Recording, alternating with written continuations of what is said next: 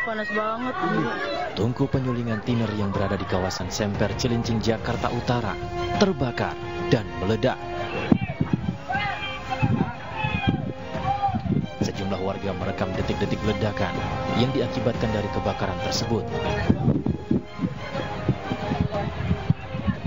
Tidak ada korban jiwa dalam peristiwa ini, namun sejumlah mobil yang berada di sekitar lokasi mengalami kerusakan parah, meleleh akibat panas dari api yang berkobar. Karena banyak terdapat bahan yang mudah terbakar, api cepat membesar dan merambat ke seluruh bangunan. Belum diketahui penyebab kebakaran tersebut. Dan lanjut kita melaksanakan pemadaman. Nah, di situ kita punya selidik itu terjadi dikarenakan ada penyulingan timer. Jadi awalnya dari pemilik sedang menyuling timer, terjadi penyalahan.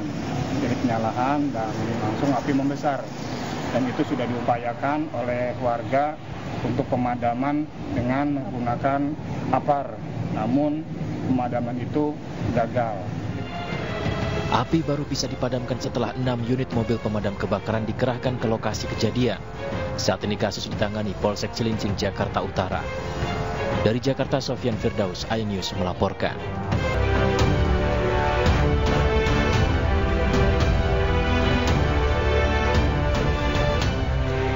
Halo, selamat sore pemirsa. Demikian tadi berita pilihan iNews sore hari ini. Bersama saya Diandra Mukni yang akan menyampaikan informasi menarik dan terbaru selama 1,5 jam ke depan.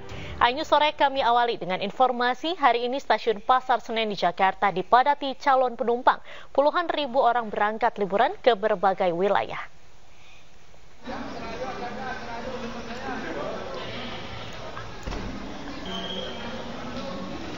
Stasiun Pasar Senen Sabtu pagi ini dipadati calon penumpang di hari pertama long weekend Maulid Nabi. Tercatat 35.000 orang berangkat dari Daob 1 Jakarta, termasuk 16.000 dari stasiun Pasar Senen. Hingga 17 September 2024, sebanyak 114.000 tiket sudah terjual untuk perjalanan kereta api Daob 1 Jakarta. Demi mengantisipasi lonjakan volume penumpang, KAI Daob 1 Jakarta menambah kereta rute Gambir Yogyakarta yang berangkat dari Gambir pukul 18.40 waktu Indonesia.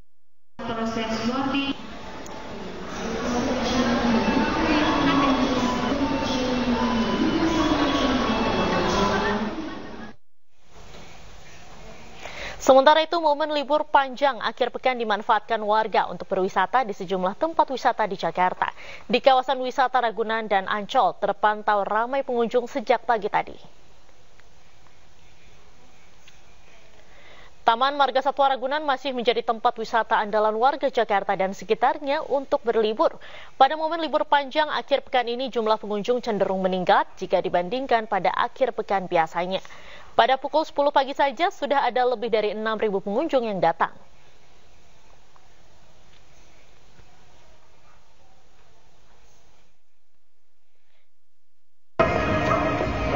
Tidak hanya di Ragunan, pemirsa, wisatawan juga ramai di Taman Impian Jaya Ancol, Jakarta. Salah satunya di kawasan Pantai Lagun yang memiliki pasir putih ini. Sejak pagi wisatawan sudah datang untuk berrekreasi.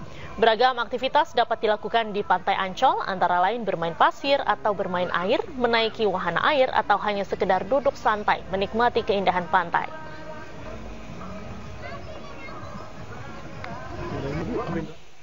Pemirsa, kita langsung bergabung bersama rekan Faisal Rinaldi yang berada di kawasan Pantai Ancol, Jakarta, dan di stasiun Pasar Senen, Jakarta ada rekan Henry Aprila. Kita ke Faisal Rinaldi terlebih dahulu di Pantai Ancol. Faisal, bagaimana situasi terkini di Pantai Ancol sore ini di hari libur panjang Maulid Nabi, Faisal? Ya, Diana dan juga pemirsa, memang malam hari hampir tiba, namun dari pantauan kami di sini di Pantai Ancol untuk pengunjung masih bertahan untuk menghabiskan waktu waktu liburannya di sini. Kita akan menunjukkan terlebih dahulu Diandra dan juga pemirsa suasana terkini di Pantai Ancol kurang lebih sekitar pukul 17.50 waktu Indonesia Barat. Ini bisa dilihat di layar kaca Anda, Diandra dan juga pemirsa, para pengunjung atau wisatawan masih bertahan untuk menikmati liburannya di masa libur panjang Maulid Nabi. Ini ada yang melakukan sejumlah aktivitas seperti misalnya bermain pasir, kemudian juga bermain air, dan juga hanya sekedar duduk-duduk santai saja di pinggiran pantai sambil menikmati udara segar yang ada di sini. Nah, untuk tiket sendiri Diandra dan juga pemirsa, per satu orangnya memang ini cukup terjangkau, yakni sekitar Rp30.000 saja untuk per satu orang. Dan untuk yang membawa kendaraan pribadi seperti mobil dikenakan biaya Rp35.000, dan untuk sepeda motor dikenakan biaya sebesar Rp20.000. Dan Diandra, untuk mengetahui suasana libur panjang Maulid Nabi di Stasiun Pasar Senen Jakarta Pusat sudah ada Henry Aprilia di sana. Henry, silakan. Ya baik, terima kasih rekan Faisal, Diandra dan juga pemirsa. Ini dapat kami sampaikan, ini situasi terkini di Stasiun Pasar Senen memang pada momen libur panjang, libur akhir pekan panjang ini sendiri, atau libur long weekend, yang dimana memang ini bertepatan dengan peringatan Maulid Nabi Muhammad SAW, dimana memang keberangkatan yang dilakukan oleh para penumpang ini memilih kendaraan umum, kereta api yang untuk melaksanakan liburnya atau berkunjung ke beberapa lokasi, bahkan pulang ke kampung halaman langsung untuk bisa menggunakan kereta api. Bahkan ini tercatat juga kenaikan jumlah penumpang mencapai 51% begitu. Juga dapat kami sampaikan ini lokasi favorit yang masih jadi lokasi kunjungan para penumpang ini sendiri. Di antaranya ya ini Yogyakarta, Surabaya, Blitar dan juga Malang begitu. Namun jika kami dapat sampaikan kepada Anda dan dapat dilihat oleh Anda pemirsa di layar kaca Anda, memang ini kami berdiri di depan pintu masuk pada keberangkatan kereta di Stasiun Senen ini sendiri. Tentunya dihimbau untuk masyarakat tetap menjaga keamanan dan tetap menjaga ketertiban selama berada di Stasiun Senen. Sementara saya kembalikan ke Anda, Diandra.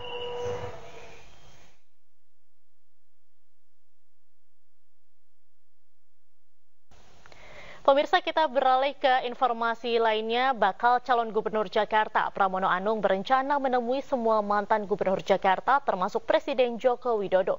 Kendati demikian, Pramono mengaku akan bertemu Jokowi setelah purna tugas sebagai presiden untuk membahas sejumlah masalah di Jakarta. Rencana pertemuan dirinya dengan Presiden Joko Widodo diungkap Pramono Anung di sela-sela acara konsolidasi DPC PDIP di Gor Cilandak, Jakarta Selatan siang tadi.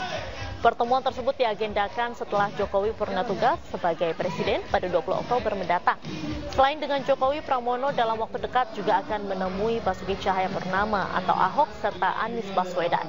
Menurut Pramono, dirinya akan menemui seluruh mantan gubernur Jakarta secara bergiliran sesuai urutan untuk membahas sejumlah permasalahan di Jakarta. Sebelumnya, Pramono dan Rano sudah menemui mantan gubernur Jakarta Fauzi Bowo atau Foke. Assalamualaikum. Kalau disuruh nyanyi lagunya saya pencalonan siapa mau.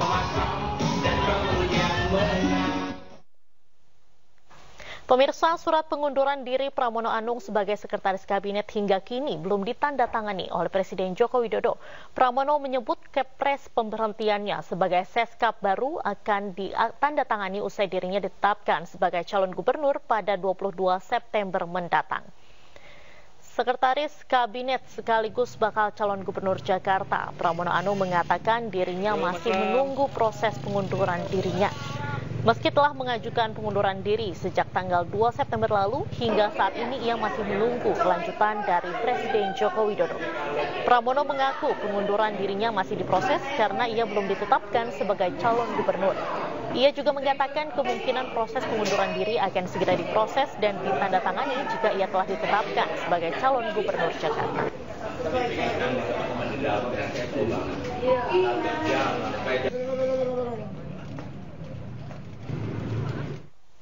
Kewenangan untuk menaikkan dan sebagainya kan merupakan kewenangan sepenuhnya Presiden. Saya ini kan orang yang mendampingi beliau 2 periode. Saya tentunya taat dan patuh pada aturan main yang ada.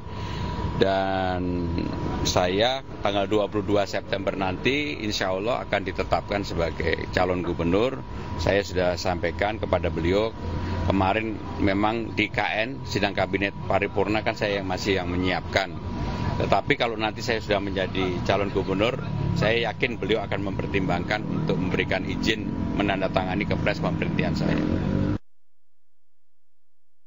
Soal bakal calon gubernur DKI Jakarta periode 2024-2029, Ridwan Kamil menggelar diskusi publik bertajuk Bongkar Aspirasi Ridwan Kamil. Dalam diskusi publik ini, RK menerima cerita dan harapan dari berbagai elemen warga DKI Jakarta, mulai dari kalangan muda hingga difabilitas.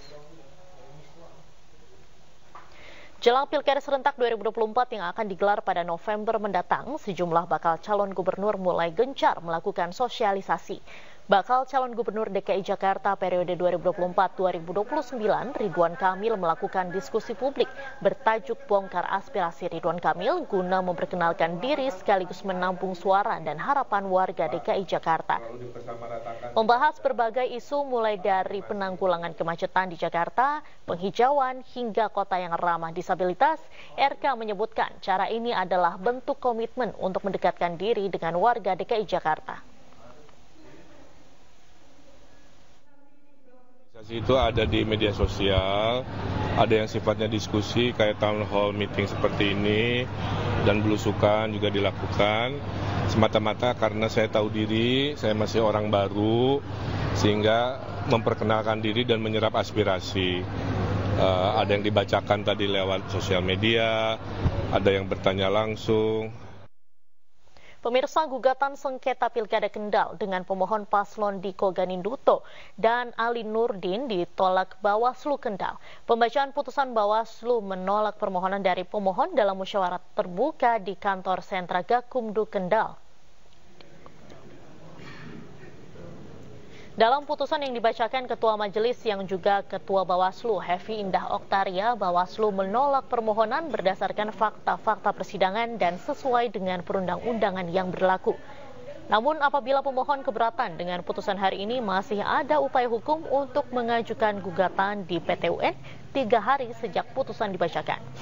Dengan putusan ini, Diko Ali dinyatakan tidak sah sebagai bakal Cagup-Cawagup Kendal 2024. Kuasa hukum Diko Ali kecewa dengan putusan ini, namun tetap menghormati proses yang sudah dilakukan. Untuk langkah selanjutnya akan berkoordinasi dengan Diko Ali, apakah akan mengajukan banding ke PT UN atau tidak.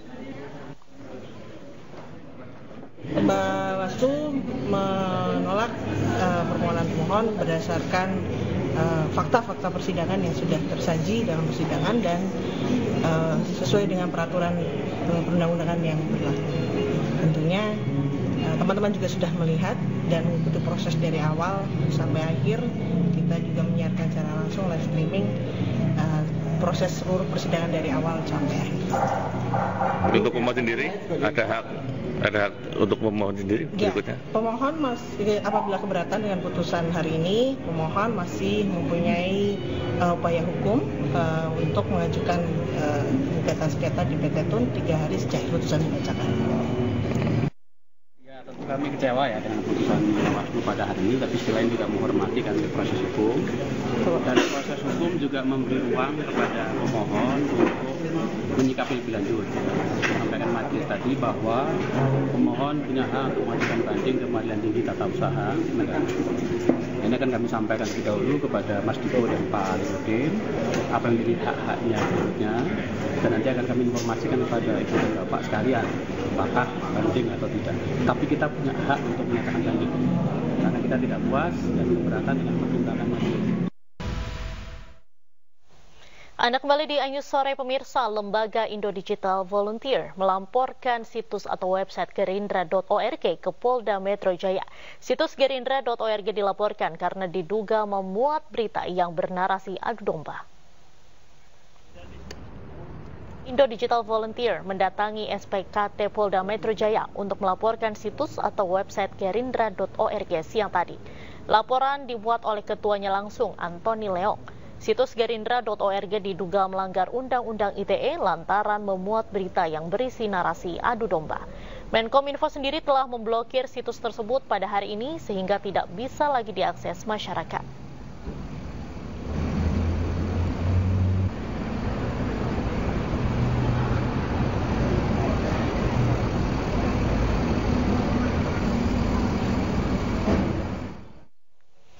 Pemirsa, kita akan langsung membahasnya bersama Ketua Indo Digital Volunteer, Antony Leong.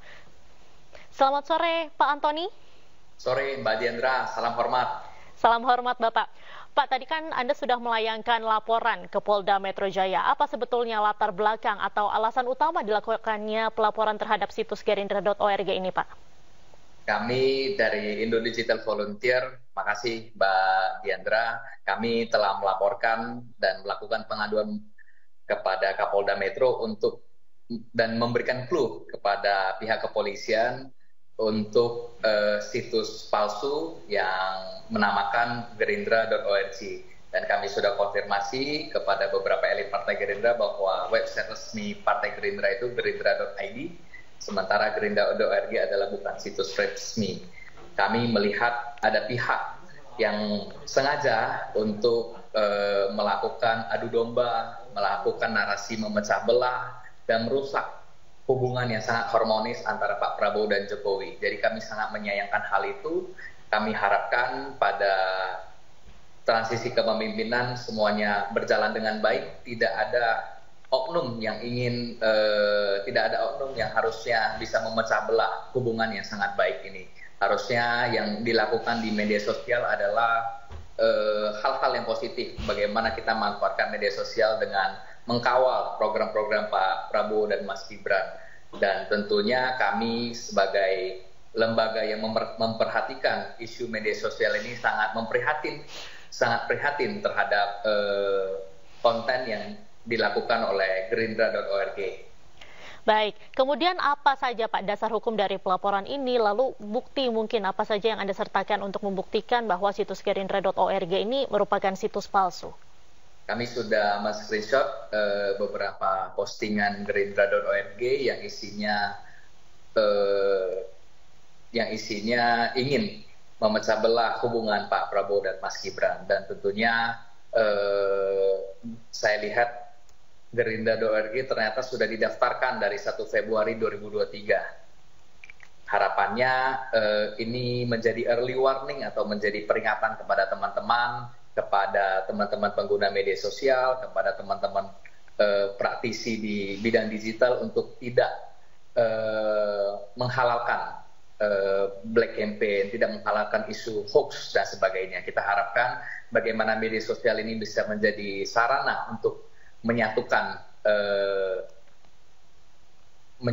elemen bangsa.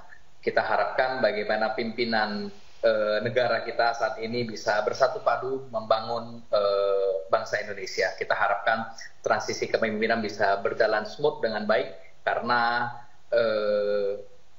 hari ini kita dihadirkan program yang sangat luar biasa yang dimiliki oleh Pak Jokowi, diharapkan bisa menjadi menghadirkan keberlanjutan yang baik kepada Pak Prabowo dan Mas Gibran.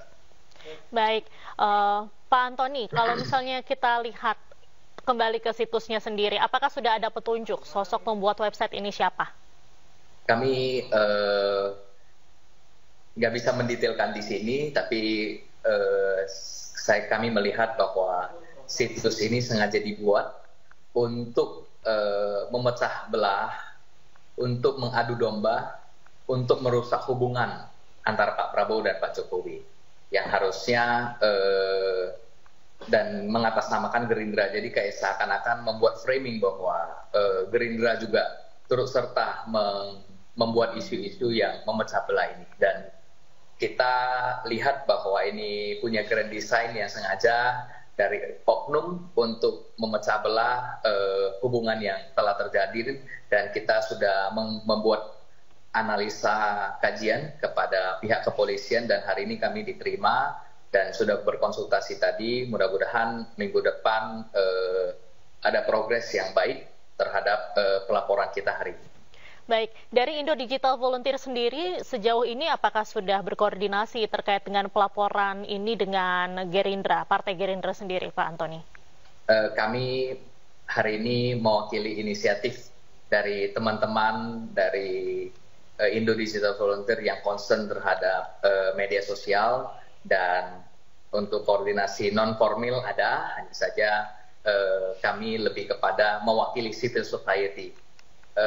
Perkumpulan kami, Indo Digital Volunteer, sudah terdaftar di Kemenkumham sejak tahun 2016 dan ini terus konsisten mengkawal isu yang ada di media sosial, mengkawal bagaimana digitalisasi teknologi informasi kita di Indonesia. Kira-kira gitu, Pak. Baik, Pak Antoni, dari dilayangkannya laporan ini, apa sebetulnya harapan dari Pak Antoni maupun juga dari Indo Digital Volunteer ini? Harapannya adalah ini menjadi efek jerah kepada siapapun pengguna media sosial, praktisi digital, praktisi media untuk menghentikan isu adu domba kepada publik.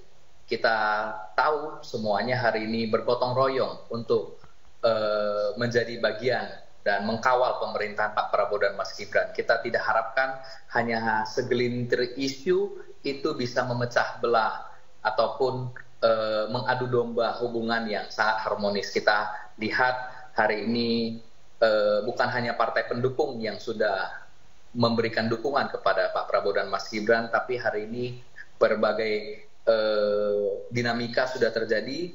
Hari ini partai yang non pendukung di Pilpres 2024 hari ini juga sudah memberikan dukungan kepada pemerintahan terpilih, dan kita harapkan media sosial harusnya bisa lebih mengedukasi bagaimana harusnya kan kita diskusinya ini bagaimana program makan siang gizi gratis, bagaimana lumbung pangan, bagaimana food estate dan sebagainya. Harusnya itu yang menjadi concern kita bersama. Baik, terima kasih banyak Pak Antoni atas waktunya hari ini. Selamat beraktivitas kembali dan semoga sehat selalu.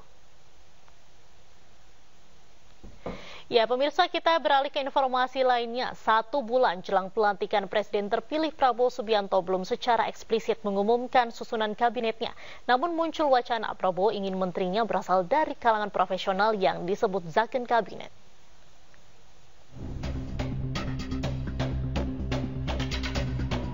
Partai Gerindra tak menampik Prabowo Subianto akan memprioritaskan profesionalitas untuk mengisi kabinetnya. Namun di satu sisi, Presiden terpilih tetap akan mempertimbangkan partai politik. Pertama kali akan memprioritaskan bagaimana interdeliver ke rakyat gitu. Jadi untuk bisa menyajikan sebuah janji-janji politik, visi misi yang pernah dijanjikan itu, Pak Prabowo memprioritaskan apa yang dinamakan Zakon Kabinet tadi gitu. Tapi bukan berarti ini murni profesional ya. Jadi dari berbagai diskusi dengan beberapa kalangan gitu. Mungkin yang lebih tepat adalah Pak Prabowo mengkombinasikan antara profesionalisme dan loyalitas.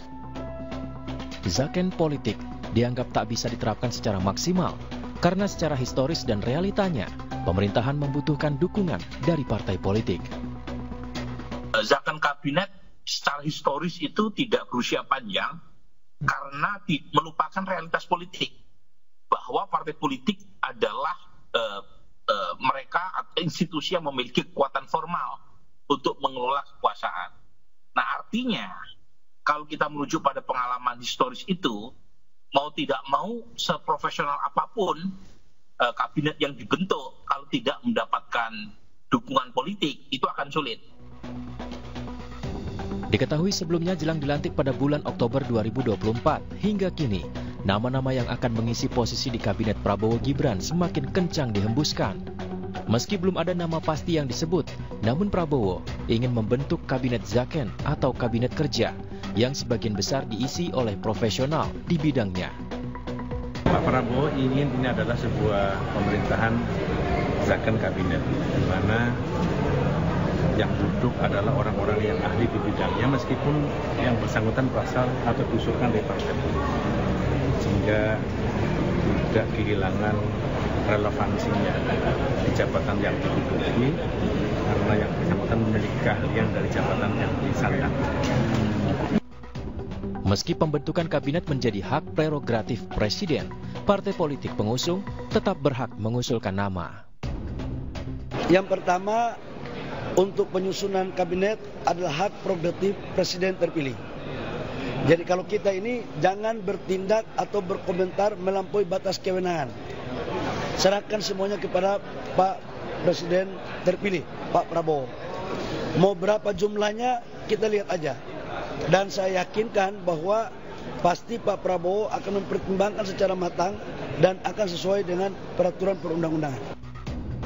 Hingga kini belum ada pembentukan tim yang secara khusus akan menyaring nama-nama menteri untuk mengisi posisi di kabinet. Tim Liputan iNews melaporkan. Sebelumnya, Kementerian Kesehatan menemukan indikasi pemerasan hingga puluhan juta rupiah yang dilakukan dokter senior PPDS Undip terhadap almarhumah Dr. Aulia. Sementara itu, Polda Jawa Tengah telah memeriksa 11 orang saksi guna mendalami adanya unsur pidana dalam dugaan perundungan Dr. Risma.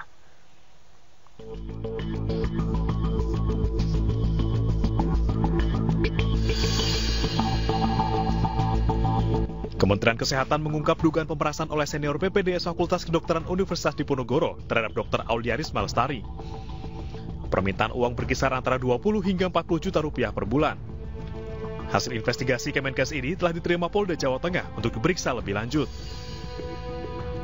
Menteri Kesehatan Budi Gunadi Sadikin membeberkan praktik perundungan di lingkungan PPDS sudah terjadi puluhan tahun dan harus segera dihentikan. Selain perundungan, Menkes juga mengungkap adanya dugaan pelecehan seksual. Ini sudah puluhan tahun tidak pernah bisa diselesaikan secara tuntas, karena memang kurang komitmen dari para stakeholder. Nah, kemarin sebenarnya saya sendiri sejak menjabat ini kali ketiga saya meminta agar ini dihilangkan. Banyak profesi-profesi lain yang perlu tangguh. Kan perundungan ini selalu juga supaya tangguh. TNI, polisi juga kurang tangguh apanya. Gitu. Pilot juga masih harus tangguh. Dan mereka bisa dilatih tanpa perundungan. Jadi tidak benar bahwa perundungan itu dipakai sebagai alasan untuk menciptakan tenaga-tenaga yang tangguh. Dan perundungan ini kan sudah keterlaluan. Itu benar-benar dirundung secara fisik dan mental. Kemudian ada sexual harassment juga, diminta uang juga. Ya, menurut saya sih sudah keterlaluan. Dan puncaknya pada saat kemarin akhirnya ada yang tidak tahan dan akibatnya meninggal, ayahnya juga meninggal. Menurut saya ini sudah keterlaluan. Sementara itu, Polda Jawa Tengah telah memeriksa 11 orang saksi terkait kasus tewasnya Dr. Aulia. Belasan saksi ini terdiri dari keluarga korban, dokter rekan satu angkatan, hingga saksi dari Kementerian Kesehatan atau Kemenkes RI. Tidak menutup kemungkinan, polisi juga akan memeriksa dokter senior di RSUP Dr. Karyadi, tempat Dr. Aulia Risma Lestari bertugas sebelum ditemukan meninggal. Pemeriksaan saksi ini pasti akan berkembang lagi, dan kita lakukan pemanggilan-pemanggilan. Laporannya apa, Pak? Apakah perundungan, intimidasi, atau? Jadi, laporan polisi yang disampaikan kepada pihak kepolisian, yang pertama adalah perbuatan tidak menyenangkan, kemudian penghinaan, kemudian juga ada pemerasan. Dr. Aulia Risma Lestari ditemukan meninggal secara tidak wajar di kamar kosnya di Jalan Lepong Sari Raya, Semarang, Jawa Tengah pada 12 Agustus lalu. Kuat dugaan kematian dokter asal Tegal ini bermuara pada perundungan yang diterimanya di kampus dan rumah sakit. Anda kembali di iNews Sore pemirsa. Menteri Pemuda dan Olahraga Dito Aryo Tejo meresmikan pembukaan pertandingan e-sport pada PON ke-21 Aceh Sumut di Medan.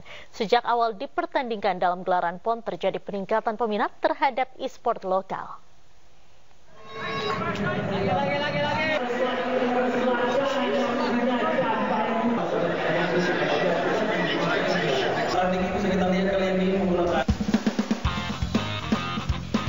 Menteri Pemuda dan Olahraga Dito Aryo Tejo meresmikan pembukaan pertandingan e-sport pada PON ke-21 Aceh Sumut di MICC Medan. Kementerian Pemuda dan Olahraga mencatat adanya peningkatan unduhan game lokal hingga 1.200%. Selain meningkatkan ekosistem e-sport lokal, Dito menyebut diresmikannya e-sport sebagai salah satu cabang olahraga dalam ajang PON ke-21 menjadi wadah untuk menjaring sekaligus mempersiapkan talenta atlet e-sport muda, khususnya dalam ajang Olimpiade e-sport dunia yang telah dijadwalkan akan berlangsung pada tahun 2025. Dan yang paling bahagia ini adalah perdana e-sport menjadi cabang resmi di PON. Dan momentum ini sangat pas karena bulan lalu di Olympics Congress itu sudah diputuskan akan diadakannya Olympic e-sport series. Dan ini di mana saya berharap PBSI segera menyiapkan langkah-langkah pembentukan tim menuju Olympic e-sport series. Karena saya yakin Indonesia memiliki peluang tinggi dan potensi atletnya sangat banyak. Pada PON ke-21 Aceh Sumut, cabang olahraga e-sport akan mempertandingkan 5 nomor, yakni Mobile Legends Beregu, Garena Free Fire Beregu, PUBG Mobile Beregu, Lokapala Beregu, dan eFootball Beregu. Dari Medan, Sumatera Utara, Ahmad Ridwan Nasution, iNews melaporkan. Pemirsa, cabang olahraga woodball menjadi cabur baru di ajang PON ke-21 Aceh Sumut 2024. Woodball sendiri merupakan olahraga yang menggabungkan elemen dari golf dan olahraga tradisional. 3, 2,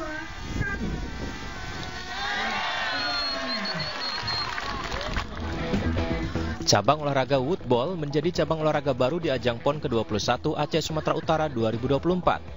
Dihadiri Wakil Ketua Umum KONI Pusat Suwarno, PLH Sekda Aceh yang juga menjabat sebagai Ketua Harian PB PON Aceh Azwardi, dan Ketua Umum KONI Aceh Kamarudin Abu Bakar. Pertandingan woodball di lapangan golf Loknga Aceh Besar resmi dibuka hari ini. Woodball merupakan olahraga yang menggabungkan elemen dari golf dan olahraga tradisional, menuntut keterampilan khusus dan strategi yang matang. Cabang olahraga woodball ini pertama kali dipertandingkan di Pekan Olahraga Nasional. Sebelum PON 21 itu belum pernah woodballnya dipertandingkan, Bu Nur ya. Belum berkesempatan untuk dipertandingkan. Oleh sebab itu pada PON 21 ya salah satu cabang olahraga yang dipertandingkan yaitu woodball. Ini baru 16 kontingen yang ikut berpartisipasi dan kita berharap 16 kontingen ini bisa menunjukkan semua kemampuannya, prestasinya untuk meraih yang terbaik.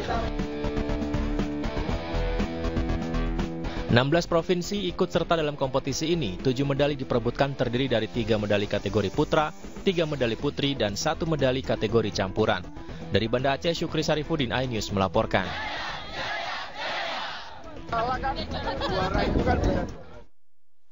Atlet Jawa Barat Oza Pebi Mulyani kembali meraih medali emas fin swimming nomor 800 meter surface putri pada perhelatan PON ke-21 Aceh Sumatera Utara.